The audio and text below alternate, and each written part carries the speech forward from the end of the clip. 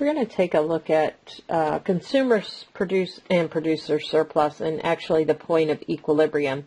If you have taken econ already, this topic should be very familiar to you. But I'd like to look at this as it's finding the point of equilibrium, or the point at which both groups can be happy. So we look at consumer surplus, which is when the consumer is really happy. We look at producer surplus when the producer's happy, and then equilibrium is where they're both happy. So let's take a look at what we mean by that. There are two different notations out there. X bar or Q sub naught is your level of demand. In other words, that's how many products are being sold at a certain price, and the P bar or P naught is the price.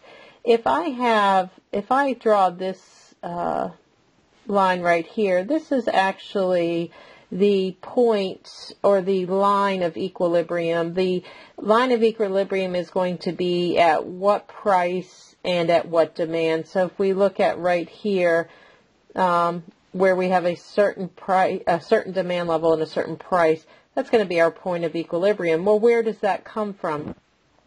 That is the price that the consumer is willing to pay for at that level of demand. So if it's a high demand object, they might pay more or less than the other. But the producer would also be willing to sell at that price and be happy. So let's talk about consumer surplus. If I have a graph that represents the consumer, and that's our demand. So remember that the demand is the consumer demanding the product. The supply is the producer supplying the product. So if I were to graph D of Q, it's going to resemble something like this.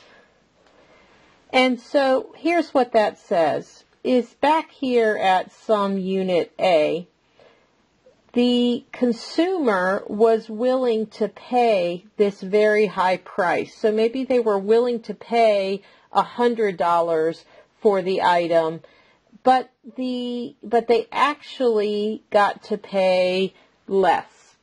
And so this line represents how much is being paid.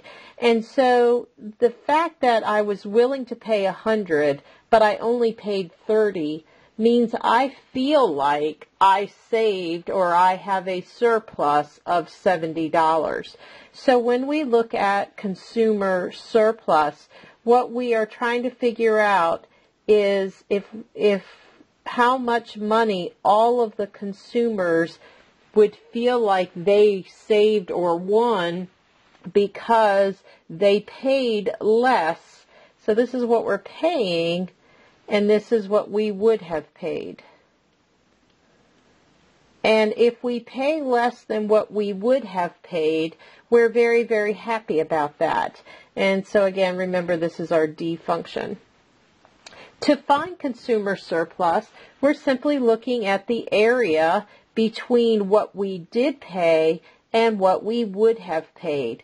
And if we go back to finding the area between two curves, the consumer surplus is simply the demand equation, which is our top curve, minus our equilibrium, which is our line, our horizontal line here. This is our equilibrium. This is what we're actually doing. That makes everybody happy. Okay, so top curve minus bottom curve. Now, you can see that if we went past the point of equilibrium, that what we get the reverse effect, where we're paying less than we really should, or the producer is charging more than they really should, and then we get what happened with the real estate market a few years ago, where the market went belly up, meaning the houses were being charged way more than what consumers were willing to pay. And so this area here technically becomes a bit of a negative surplus, and because they're paying way more than what they wanted to pay, and that's what caused the housing market to have such falter. So if you're interested in that housing market stuff, this would be a good time to look at it. So if I want to know our consumer surplus, I do need to know at what point they don't make any money or don't feel a surplus at all, and that's called the point of equilibrium. We'll talk about that in just a second. The producer surplus is just the opposite of that. The producer wants to sell low, and if we graph the producer function here, it looks something like this. So this is my S-curve. This is what the producer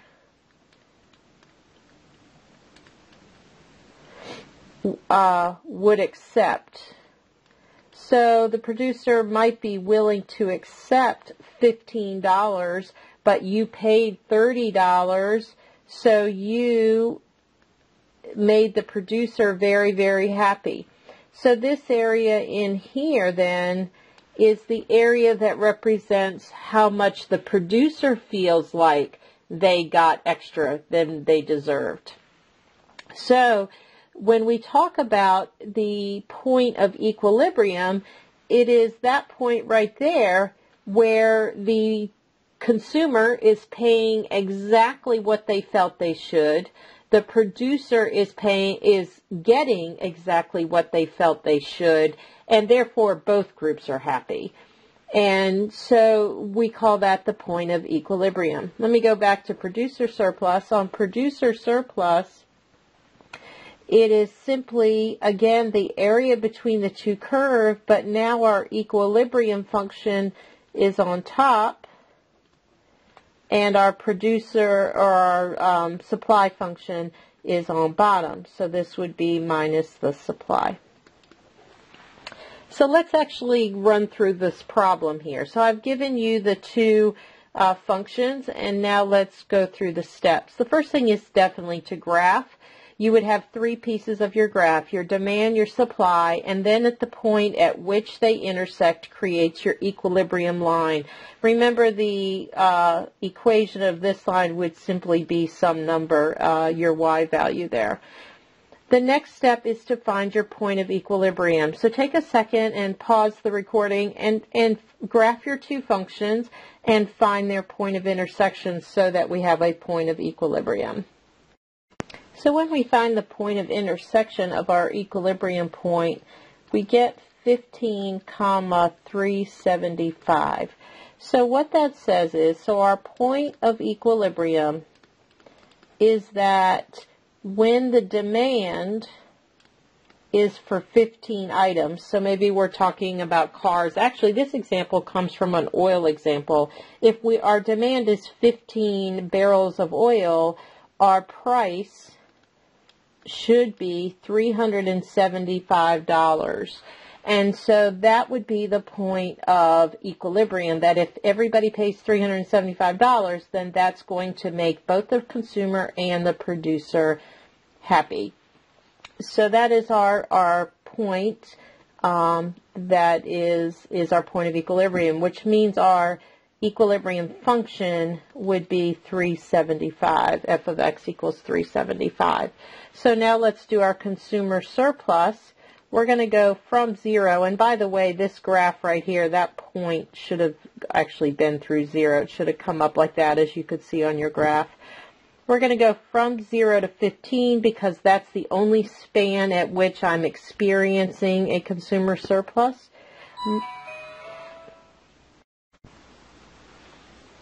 Okay, so let's look at the consumer surplus example, where we have from 0 to 15, because 15 is the demand at which we'll start not feeling a surplus.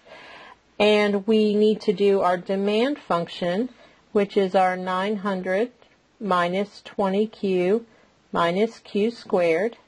And then we subtract our bottom function, which is just 375. And so that will give us our consumer surplus.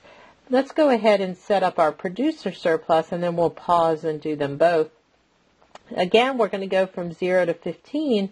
But now we're going to do top curve minus bottom curve. So our top curve is our equilibrium, which is 375, minus the supply. Be careful with that minus sign. So Q squared plus 10Q. So that negative is going to distribute, and we're going to get 375 minus Q squared minus 10Q. And so then we need to integrate both of these. So take a second, pause your recording, and find those two answers.